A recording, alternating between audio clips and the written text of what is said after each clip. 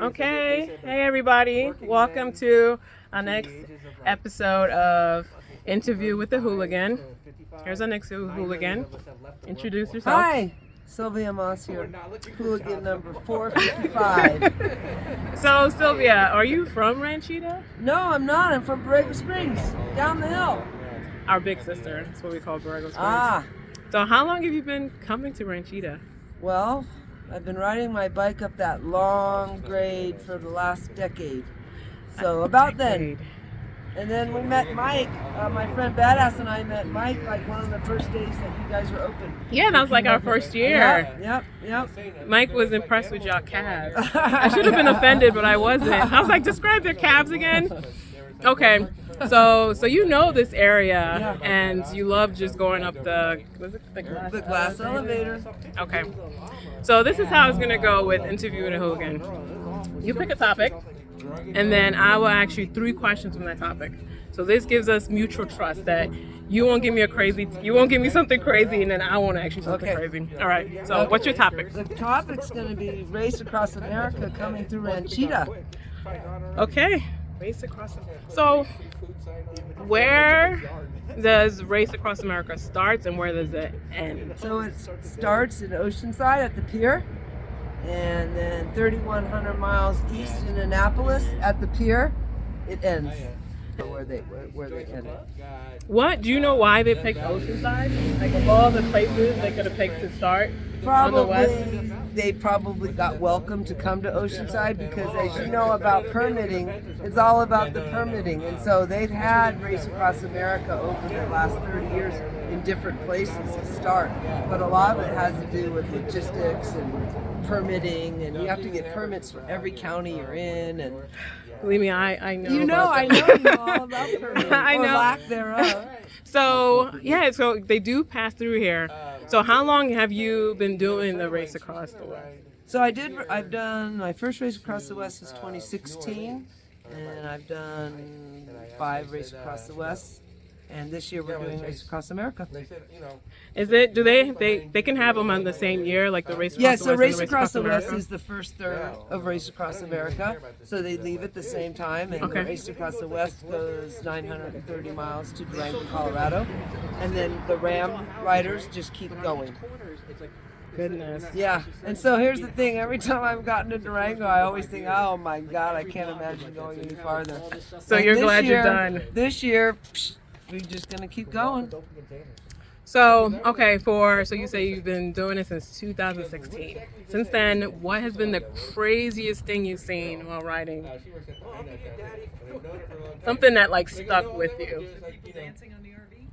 Oh yeah, it might be that, but I think it was in the middle of the night when we were in Texas and we were climbing this endless climb in the pitch black, no moon, no anything, and it's direct follow at night, meaning the car is right behind me, and all of a sudden these ginormous javelina, these big wild pigs, one crosses the road right in front of me, and I slammed on my brakes, and luckily Christy was paying attention because she literally ended up like 2 inches behind me, and then a second javelina came, and then they both kind of waddled across the road, and we were just all, you know. You said wild pig, like yeah, how big? They're big. Javelina are big. They're like big pigs, and they're all over Arizona and Texas and New Mexico. They just like roll wild? Yeah, they're everywhere. They're in the gutters. They're in. Do they have like those big old horns? And all that? They are. They're nasty. They're gross. Yeah.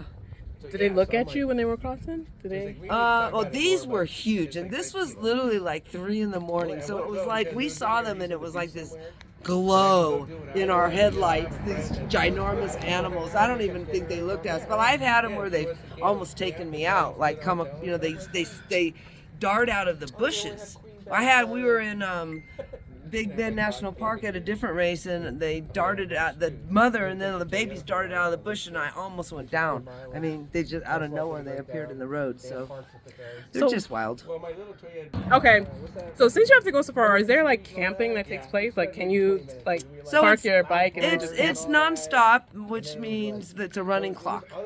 It's a running clock, and you have 12 days. Well, for team, you have 9 days to get across the country.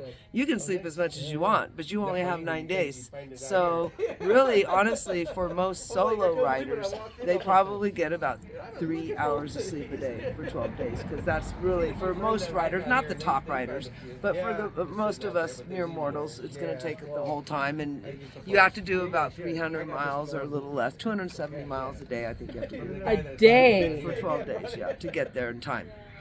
So some days you'll do a lot more, and some days To you'll make do up, less. like if you're going up an elevation Yeah, or going down. heat. The weather is huge. Weather, wind, huge factors. Rain is a horrible problem. Detours, they close roads. They have tornadoes. I've seen pictures of, RAAM riders and their crews taking a picture of tornado coming across. And then you just have to keep on pushing. Oh, well, they have to hopefully make, smart decisions on some of that stuff. Sometimes I've heard obviously with tornadoes and sometimes with the rain and stuff, you just have to stop because it's just ridiculous. Such a downpour. It's so dangerous, So if there was something, this is Alexa, if there was something you can change about the race, what would it be? Well, it would really be nice if we could just make our days 30-hour days so that we could take the extra 6 hours for each day for sleep. But then that would make it not as competitive, right? We just have 30 hours because really, truly, the sleep deprivation is the hard part of RAAM.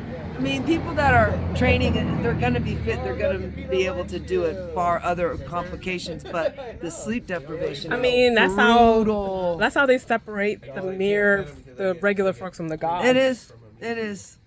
You just hope that you're not the one that falls. You see the pictures of everyone falling asleep on their bike. They're going down the mountain, bam! And I've fallen asleep on my bike, and it's really scary. It's awful. It's worse than in a car because you just... Okay. So I think we've used all our questions. Do you have anything to add? No, but I think you should introduce Peanut because she needs to be part of this. All right, Peanut. Come here, Peanut. Everybody. Okay. Here's our furry hooligan. Hey, Peanut. Okay. That's a Peanut. She's a crew. She's one of our crew. She's very important to our crew.